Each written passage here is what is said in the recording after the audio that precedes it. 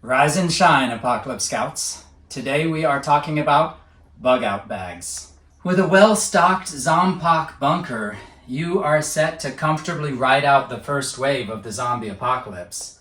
But all good things must end. When the time comes to evacuate, do you have an escape plan?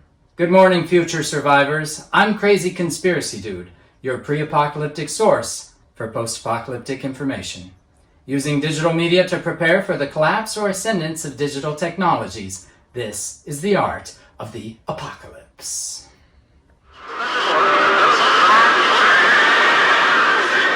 You're listening to Radio Free Apocalypse. In the event of a zombie apocalypse, or any disaster for that matter, a bug-out bag or go bag is one thing that you can't live without. Literally. What you choose to put in your go bag is up to you, but it should be enough to keep you alive for at least 3 days. The first thing you'll need is a cold weather sleeping bag and an inflatable sleeping mat and inflatable pillow. You can clip those to the outside of your bag with a carabiner if you don't have space. After that, have a few pairs of socks, underwear, and a spare shirt. Seriously, extra socks can save your life. Thermal underwear can keep you warm and double as pajamas. And be sure to have anything critical for your own health and well-being, such as a reasonable supply of prescription medications, EpiPens, reading glasses, sunglasses, and storage solution, personal hygiene products, and vitamins, chapstick. You'll also want a small travel-sized toiletry kit with stuff like a toothpaste, toothbrush, deodorant, and a small microfiber towel. And I even have a smaller one. You should have your most important documents ready to go in a waterproof file. Passports, medical information, health information, along with a couple $100 or euros in cash. You'll obviously want your phone and ideally a solar-powered charger. You'll also want something to write on and something to write with and some Ziploc bags to keep things dry. In the apocalypse, Ziploc bags are right up there with duct tape. You'll also want a first aid kit and some masks and sanitizer. You should have a small flashlight and spare batteries. On top of that, you should have plenty of water and ideally a life straw. You're going to need something to eat. Cans are heavy, so I prefer packages of grains and rice and beans like that, and some little packages of yogurt or fruit smoothies, and bars and crackers, and some sort of utensil. I have lots of salt and pepper and sugar packets and things like that that do a lot to help with bland foods. Sporks are fun. You can also carry some items that are important for you personally.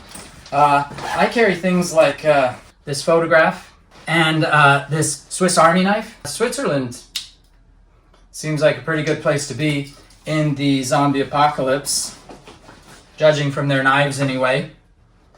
I also carry this NASA space pen. This was a gift for me from my PhD supervisor when I finished my PhD. This writes upside down in zero gravity and underwater, because you never know. I carry a couple of dice for playing games like Pig, and a pack of cards as well for doing card tricks or playing games like Go Fish. Was this the card you're thinking of? Nailed it. If you have pets, kids, or babies, make sure you pack the necessary supplies for them as well. I have a go bag carrier ready for each of the cats with a few days worth of food and also pet passports, medical histories, and microchip information. Pets should not be left behind. If you're a bit more adventurous, or if your situation is likely to be a bit more extreme, you're going to need a bigger bag. This is my go bag. This is an old pack from the 80s. You can get lightweight fiberglass ones now these days, but I'm sentimental. It will be my undoing. In addition to all of the above, in this pack, I also have a small camping stove and a couple of lighters, a headlamp, some coffee. And because I'm a survival nerd, I also carry this old-fashioned fire starter that will last me forever until I lose it. I also carry some powdered soup and oatmeals. I carry a tent that fits 2 or 3 people, but you could do with as little as a plastic tarp, some paracord, and some tent stakes if you had to. This paracord bracelet can be unraveled into a couple of meters of paracord, and it also has a small compass, which, along with a map of your city, can become really, really useful. In terms of benefit per ounce, it's hard to beat a rain poncho, although these emergency blankets are almost weightless and take up almost no space. Also in the running would be an emergency whistle, which in the right circumstances can save your life. In the wrong circumstances, super glue is also a lightweight, high utility item, whether for repairing gear or repairing small skin lacerations.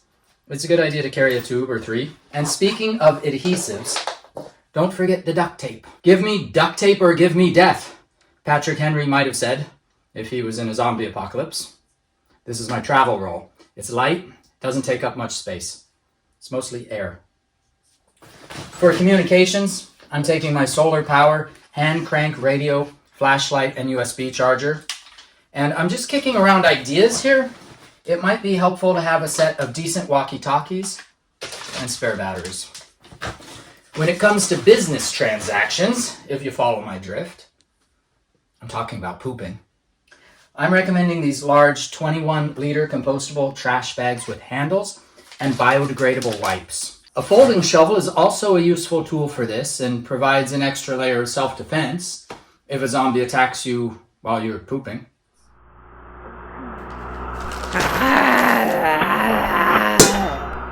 Finally, if you're moving into hardcore terrain, don't forget your slingshot and some steel. But obviously, use rocks or acorns or rusty lug nuts or whatever you can scavenge first. Now, I carry a folding pocket knife. I consider this too violent for self-defense. Remember, during a pandemic or a zombie apocalypse, you should try not to do anything that puts you in contact with anyone or anything else's blood.